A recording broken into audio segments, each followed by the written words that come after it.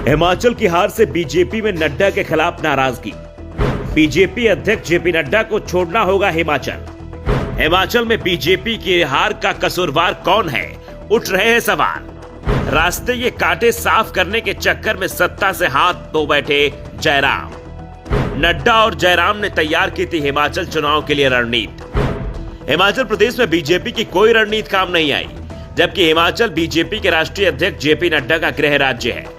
नड्डा पूरे चुनाव अभियान में हिमाचल में ही डटे रहे। उन्होंने दर्जनों रैलियां की।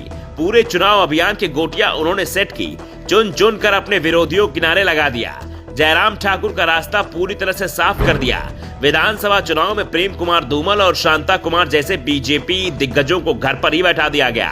पूरा चुनाव अभियान जेपी नड्डा के इर्द गिर्द ही बुना गया, लेकिन नड्डा की रणनीति पे छेद उम्मीदवारों के ऐलान के साथ ही दिखने लगे थे। 2 दर्जन से ज्यादा बीजेपी नेताओं ने बगावत कर दी। बहुत समझाने पर 4-5 नेता ही शांत हुए। ज्यादातर निर्दलीय चुनाव मैदान में कूद गए। अब परिणाम सामने है। बीजेपी अपने सबसे सुरक्षित सीट भी हार गई। शिमला शहरी सीट पर जयराम ठाकुर सरकार में मंत्री रहे सुरेश भारद्वाज जबरदस्त दबदबा था। भारद्वाज समर्थक तो उन्हें सीएम उम्मीदवार तक मानने लगे थे, लेकिन जयराम ने चुनाव के नाम पर भारद्वाज को ही किनारे लगा दिया। उनकी सीट बदल दी और अपने करीबी संजय सूद को यहां टिकट थमा दिया। सुरेश भारद्वाज को कांग्रेस के गढ़ कंसुम्पटी में भेज दिया। कसुम्पटी में भारद्वाज का हारना तय था।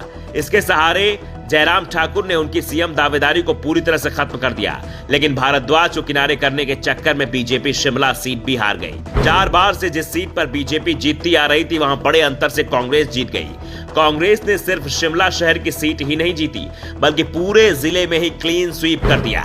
नड्डा की रणनीति का नुकसान सिर्फ शिमला में नहीं दिखा, बल्कि जयराम ठाकुर के रास्ते का सबसे बड़ा कांटा माने जा रहे प्रेम कुमार धूमल को किनारे करने के लिए राज्य की पूरी सरकार ही दांव पर लगा दी गई।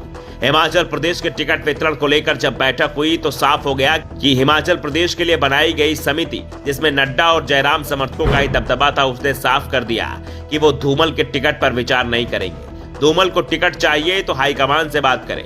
4 दशक से हिमाचल बीजेपी में टिकट बांटते आ रहे धूमल को खुद के टिकट की सिफारिश करने से अच्छा लगा कि वो चुनाव ही न लड़े। धूमल सुजानपुर से दावेदारी कर रहे थे। धूमल नहीं लड़े तो ये सीट कांग्रेस ने जीत ली। धूमल के बेटे अनुराग ठाकुर हमीरपुर से बीजेपी सांसद हैं। हमीरपुर जिले में 5 विधानसभा सीटें हैं। टिकट वितरण को लेकर अनुराग ठाकुर भी नाराज दिख रहे थे, लेकिन हाईकमान के दबाव में उन्होंने हर फैसला स्वीकार किया। लेकिन परिणाम बता रहे हैं कि धूमल की बेइज्जती हमीरपुर के लोगों को पसंद नहीं आई, इसलिए यहाँ बीजेपी का खाता ही नहीं खुल पाया। जयराम ठाकुर को पूरा भरोसा था कि शिमला और हमीरपुर में जो थोड़ा बहुत नुकसान होगा उसे मंडी और कांगड़ा से पूरा कर लिया जाएगा। कुछ हद तक जयराम का अनुमान सही भी साबित हुआ। मंडी जिले की 10 में से 9 सीटें बीजेपी ने जीत ली। मंडी जिले की सिराज विधानसभा सीट से जयराम ठाकुर ने बड़ी जीत भी हासिल कर ली, लेकिन कांगड़ा ने बीजेपी के सारे समीकरण बिगाड़ दिए। हिमाचल के सबसे बड़े जिले कांगड़ा की 15 में से बीजेपी को सिर्फ 4 सीट मिली, जिसके कारण बीजेपी सरकार से सीधे विपक्ष में आ गई।